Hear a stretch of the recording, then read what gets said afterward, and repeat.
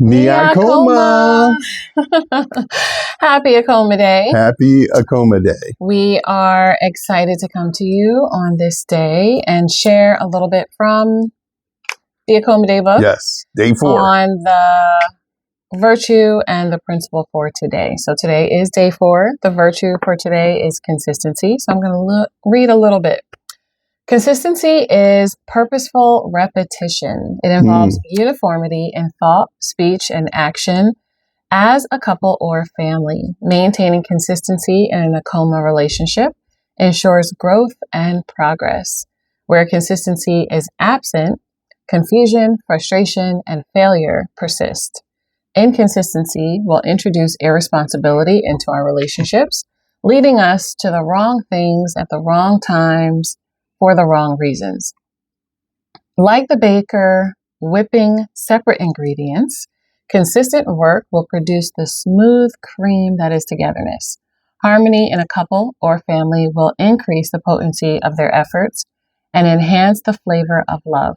Consistency is one of our greatest challenges. There is an art to creating variety and adventure while maintaining consistent action. One of the simplest ways to increase consistency in your relationships is to add simple rituals to your day. First, decide to do one or say one loving thing each day to your loved one and let them know you intend to do it so that they can hold you accountable. Next, create a loving way to greet and depart from your love. We often take our good mornings, daily interactions, and good nights for granted. Just asking how is your day and how are you grows stale after a while. Decide to welcome your love powerfully and excitedly back into your life each day. I think this is one of the reasons why we say Akoma Day every day.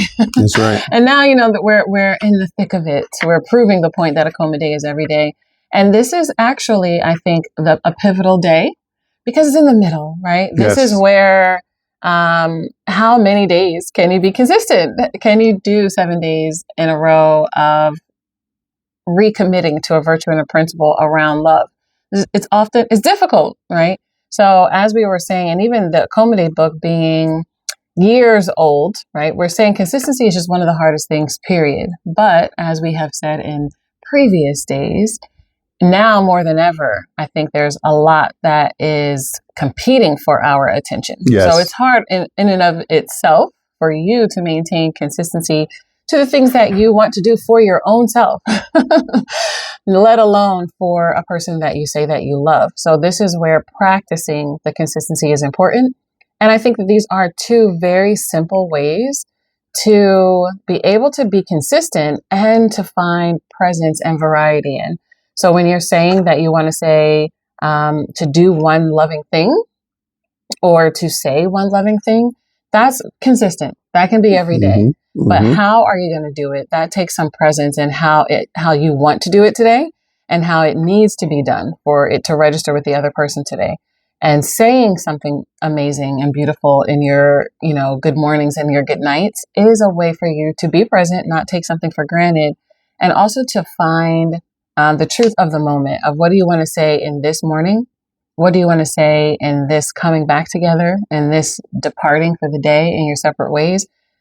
That I think is so important for us to be able to feel, I think, secure, right? And safe in that we don't know what's going to happen and we don't want to be pessimistic, but we do want to be consistent in that when I see you, I look to greet you. When I leave you, I look to depart in a way that is still loving. And I think that this is something that ultimately will keep us from having those regrets of not caring for and holding sacred the small moments. And I think it'll also make sure that we have a feeling of a lot of comfort and a lot of security because we know our partner is being consistent with us. Absolutely. Consistency is one of the greatest tests of character.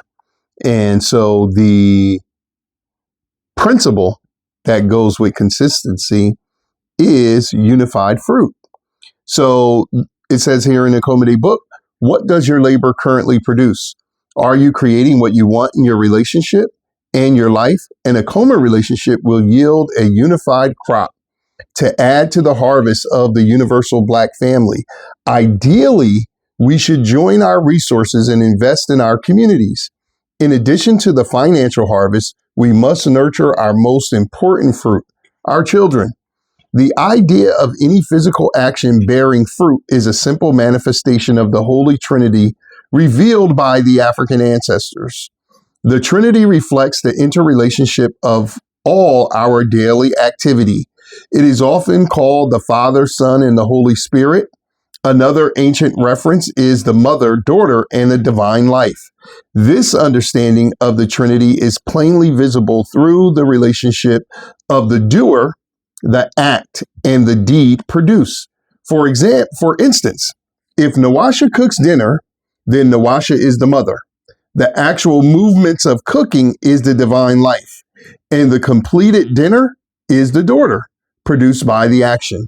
Similarly, if Montsho washes the dishes, then Montsho is the father. The actual movement called washing is the Holy Spirit, and the clean dish is the son, produced by the action. This is true of all things in physical existence. Examine this reality through your daily experience. Another powerful example of the Trinity is the Black man, woman, and child. Truly, they represent the Father, Mother, and Holy Spirit. In our relationships, we must remember that our actions always produce some end result. Nwasha always talks about cause and effect. Whether the results are conscious or unconscious, desired or undesired, they are still the fruits of our labor. The Mother, Father, Creator has given us a perfect way to perpetuate the science of the Holy Trinity through physical procreation. The Black couple is the Mother, Father. Their physical love is the Holy Spirit, divine life, and the Black child is the son or daughter that is produced. A Black man and woman coming together sexually is the only intimate spiritual, mental, or physical love that we should explore. Simply because this is the only love relationship that can correctly manifest the spiritual, mental, or physical truth of the Creator. And that is really, really profound. All things that we do, our beliefs, our feelings, our ideas, they all produce a result. And this is something that we have to remember. And during Akoma Day, you need to reflect on the results that you have in your life.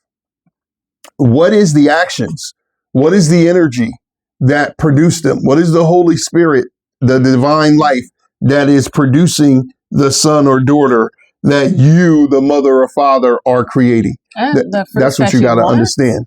What would produce those things? Right. I think sometimes we forget that we want to see certain fruit.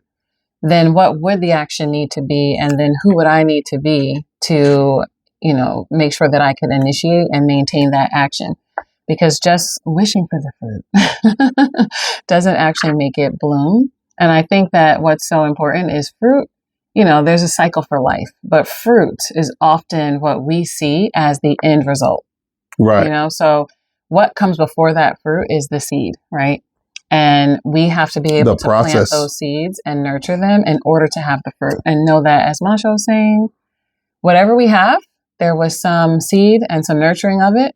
Whatever we want, there's some seed and there's some nurturing that needs to happen in order to produce that fruit. Yes. And so in the book, we got a few exercises. We got exercise 8 is let your love bloom. Mm-hmm. And you're talking about what flowering plant symbolically represents your relationship. And let me just say, if you're going to be giving flowers, which you should, you want to give the whole plant. You don't want to give a cut flower because that's giving death. And we have to look what the numbers are this year with the way they grow all of these plants just to kill them for the superficial flower giving of Valentine's Day. Again, we want you to give flowers, but give the potted plant. Every plant that you give, whether it's a calla lily, a rose, dandelion, whatever it is, you could actually give it as a potted plant. And this way you're giving the symbol of life, because every time, if it's perennial, it will come back again and again and again to represent the cycles of love coming back again and again, rather than giving something that looks good but is actually dead when you give it, and then it goes through the atrophy, and it's in a couple days it starts to stink. So exercise 8 is let your love bloom. Exercise 9 is your story. Exercise 10 is make a joint investment, as we were talking about in the last principle, about how you could simply, if you could afford it, do a couple that's that has a certain amount of income. $96 a week would give you $10,000 at the end of the year. So that's very profound.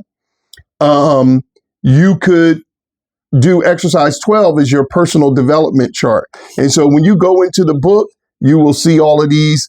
And I think finally it ends with exercise 13 is having your family meeting weekly with your children. One of the things that we love the most in our family. Yeah, the family meeting can be with your partner. And if you are single, you can reach out to your siblings or either your parents, if they're alive and available, and say, hey, I'm looking to do a quick family meeting via Zoom or via FaceTime or some kind of shared energy experience where we can where you can see each other, but if not, where you could at least hear each other and check in on what's going on in your life. So a family meeting is a good